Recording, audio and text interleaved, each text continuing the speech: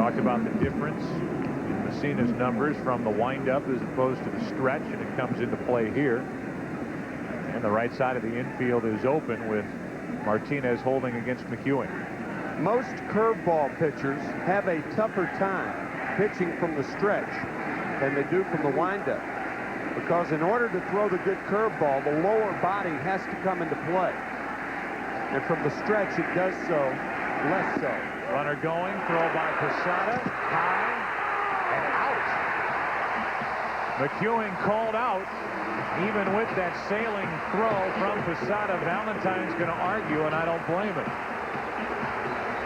Looks safe from up here. I'll tell you, Bobby Valentine going out on the field right now with all the things that have happened to the Mets this year, that's an angry Bobby Valentine going out there right now. I've always said that a manager has more of a chance to be thrown out of a game on a day game after a night game because they don't get a lot of rest.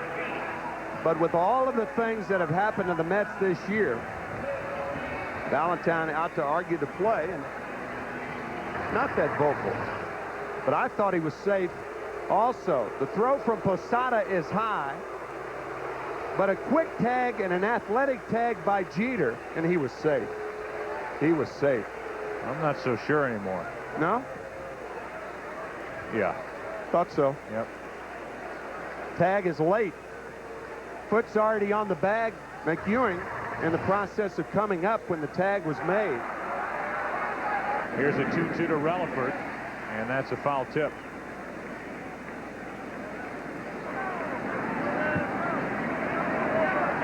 The reason Posada threw the ball high to second base is Relaford was in his way. If Valentine can argue that and appeared McEwing was safe, well, then Joe Torre could have argued the fact that Relaford was in the way in taking the pitch, not swinging, that causing Posada to make the high throw. A higher sky, but center and left field, left center, down the line, tough. 0-2. Brocious is gone, and that's strikeout number 3 for Appier, and I think Scott is saying, is that on the pitch or on the check swing? How is that strike 3? He wants to know.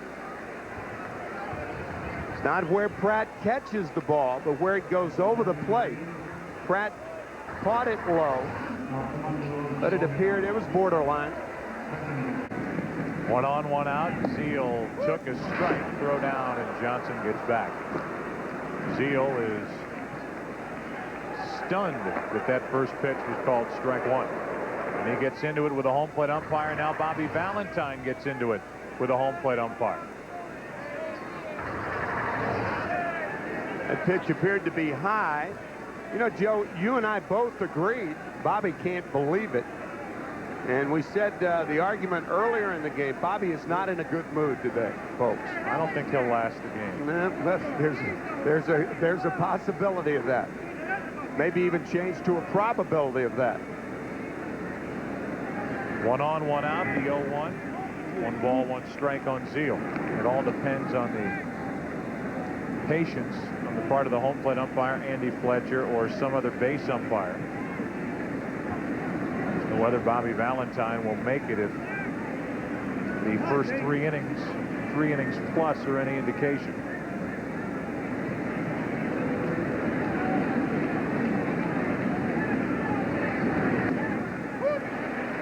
One and 2.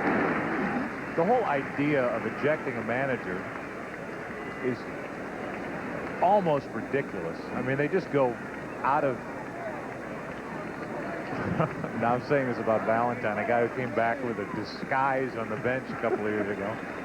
But they just leave the dugout area and they manage the game from 10 feet away instead of on the bench. I mean, it's just ridiculous. Yeah, you could say after that that second fastball was called a strike to Todd Zeal, Bobby, in giving the signs to third base coach John Stearns, slapping his left forearm, even getting mad when he's transferring the signs to his third base coach. Here's a 2-2 pitch to Zeal. Stays alive. Oh, I said it. I'm sorry, people. June 9th, 1999. Bobby Valentine is gone, but not for long. You know, that thing's weirder every time you see it. Sitting in the dugout.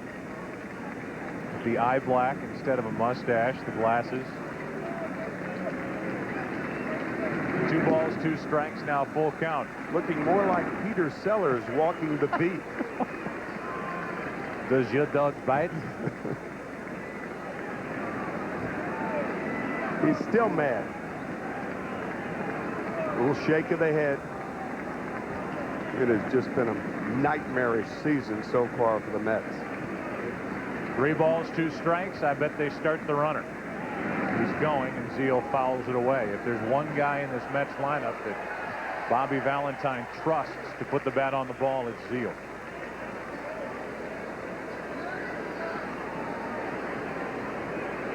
Jay Payton, a struggling Jay Payton, waits to hit next.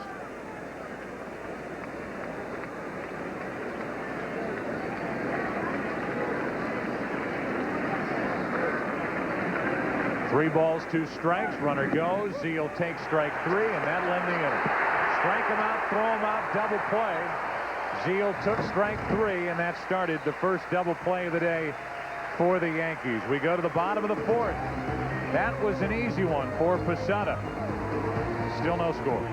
He's still mad. He sure is. Fox Saturday Baseball, brought to you by Radio Shack, official sponsor of Major League Baseball.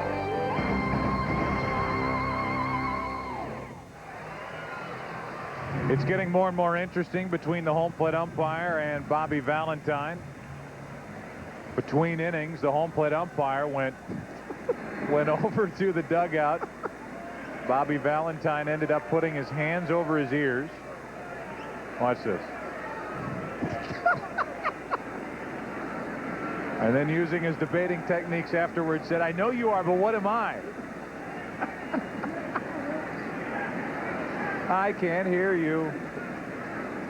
But you know what? The home plate umpire shouldn't walk over there. No, you're right. Ordonez to his left. Knobloch is gone. He's 0 for 2. The go-ahead run at first with nobody out in the 7th. And a dangerous pitch to Martinez. Might be. Zeal, the second. Back to first. No throw, as the throw hit Bernie Williams, and it's 1-on-1 out. They're going to try to appeal interference right here. But Bernie Williams made a perfectly legitimate slide. We talked about it earlier. Bobby Valentine running out to second base umpire Dale Scott, who is the crew chief. I beg your pardon, Larry Young's the crew chief here, and Dale Scott's going to get some help. But Bernie Williams, it was a perfectly legitimate slide, and there is nothing that says, unless you go in standing up, nothing that says that if the ball hits you, watch Ordonez dropping down, Bernie Williams throwing that left arm up, but it wasn't intentional. Bobby Valentine, I think, is saying it is. It hit Bernie in the left wrist. Just like a middle infielder who drops down. Sure. To make a base runner slide. Yep. Here's Ordonez, who in this case has got to get his throw up and get it over Bernie Williams. That's right. That's a very, very good point, Joe. Because when you're dropping down, watch Ordonez drop down to make Williams get down. Williams, inadvertently, it appeared to me, throws up the left arm because that's the movement of the left arm when a guy's going straight into a base. I mean, if you think a guy is intentionally trying to get hit by a thrown ball when you're 2 feet away, that's a tough argument. I think the second base umpire made the right call. And the rest of the umpires backed him up on it. Yep. Bobby Valentine went to every one. It's a big play with Tino Martinez running. By the way, that could have injured Bernie Williams. Sure. But if Ordonez can't complain, if he's going to drop down to make a base runner get down and get out of his way down in that dugout today. Hoping Apier can get Spencer to end the inning. He can. Delayed strike 3 call, and now Spencer gets in the face of the home plate umpire. It has been a rough day for young Andy Fletcher behind the plate. He rings up Spencer, 6 strikeouts on the day, and you can see why the Yankees didn't like the call. No score after 7.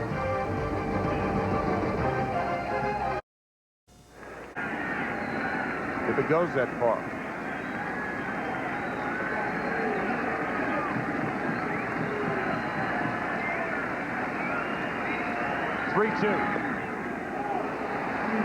Just low, a 2-out walk, and John Franco is screaming at the home plate umpire, Andy Fletcher. Here comes Bobby Valentine. Remember, a manager cannot argue a ball or a strike.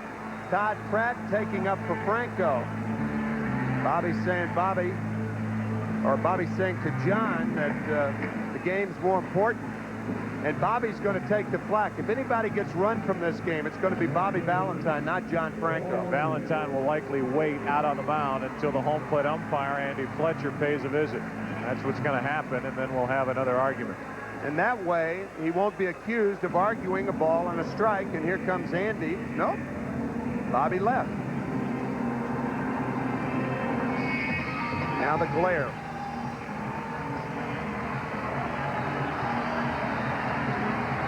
You give Valentine a little credit there. Yeah.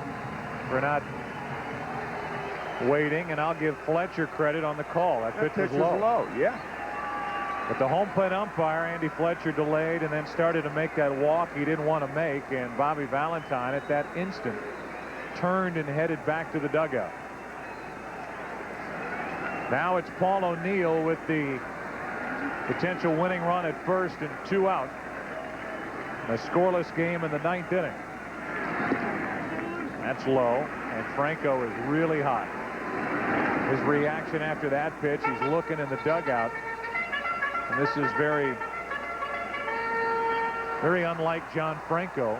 Well, you know, Joe, in fairness, again, Franco rarely throws that pitch for a strike. So John can't expect that pitch to be called a strike when he doesn't throw it for a strike. Alfonso, this game's going to the 10th. John Franco does a nice job through the heart of the order, talking to himself as he exits the field. 10th inning at Yankee Stadium. Still no score.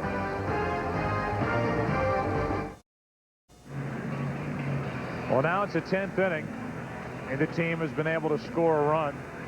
John Franco has been barking at the home plate umpire during most of the break as John Franco was asking the home plate umpire where the pitch was that walked Jorge Posada. And in Andy Fletcher's defense, to all of us, it did look low.